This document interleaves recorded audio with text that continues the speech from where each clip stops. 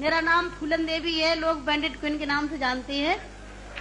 और हमें पता नहीं था कि इतना संघर्ष करने के बाद हम जिंदा रहेंगे और आज आप सबके बीच में भी पहुंचेंगे, इतना मान सम्मान भी हम पाएंगे, ये हमने कभी नहीं सोचा था। 4 साल हम जंगल में भटके। आपको पता होगा कि हमारे हिंदुस्तान में नहीं कहना चाहिए ऐसे मौके पर, कहूंगी, बताऊंगी जो मेरे पे बीती है, कि हमारे सामंतशाही लोग, पैसे वाले लोग और खासकर मैं जात का नाम लूंगी तो लोग कहेंगे दुबई में जाके जात पुकारी रहेंगे। ऐसे ऊंची जाति के लोग जो जात पात को मानते हैं, हम जैसे गरीबों को, दलितों को, दबे कुचलों को, अल्पसंख्यकों को एकदम ये सोचते हैं जी कीड़े मकोड़े हैं, जी इंसान नहीं है।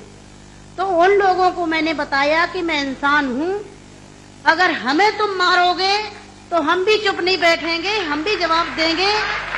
और इसलिए मैंने कई दफे सोचा कि मैं आत्महत्या कर लूं, मर जाऊं, पर मैंने सोचा कि मरती तो हजारों लड़कियां रोज हैं। बताओ, हमें डाकू के नाम से जानते हैं लोग, डाकू, फूलन देवी डाकू। बताओ, मेरी 4 हाथ पैर हैं। कहते चम्मिल घाटी की है, चम्मिल घाटी की। चम्मिल घाटी मेरी माँ बाप है। अरे मैं माँ बाप से पैदा हुई हूँ, मेरा कसूर यही है कि मैं झोपड़ी में पैदा हुई, गरीब परिवार में पैदा हुई, दबी कुचली समाज में पैदा हुई, तो हमें जीने का अधिकार है नहीं। मेरे भाई और बहनों, मैंने कोई बुरा काम नहीं किया। मैं तो वहां भी मंच में बोलती हूँ, अब्बू भाई के साथ में तो कई सभाएं हुई हैं, बहुत बड़ी बड़ी सभाएं हुई हैं, कि मैंने कोई बुरा नहीं किया है। आपने सुना होगा, सुना था, आप तो वहीं के सब रहने वाले हैं, कुछ हमारे भाई हैं यहाँ के, है कि एक सीता के कारण इतने बड़े जो रावण का आज तक पुतला फूंकते हैं, उसका यही कसूर था कि खाली एक औरत को उठा ले गया तो आज तक पुतला फूंकते हैं। मैंने क्या बुरा किया? मेरे साथ भी ऐसे रावणों ने अत्याचार किया, मैंने उन रावणों को जवाब दिया। फूलन देवी वो डाकू है, डाकू है। अरे वो तो माननीय मुलायम सिंह जी की देन है, नहीं नाम लेना चाहिए, जो आज हम समाज के अंदर खड़े हैं। और नहीं तो इतनी बड़ी साजिश रची थी, हमने कोई बुरा काम नहीं किया। जिन्होंने हमें सताया, हमें समाज में रहने लायक नहीं रखा, तो गुस्सा में इंसान अच्छा काम नहीं करता, गुस्सा में गलत ही करता है।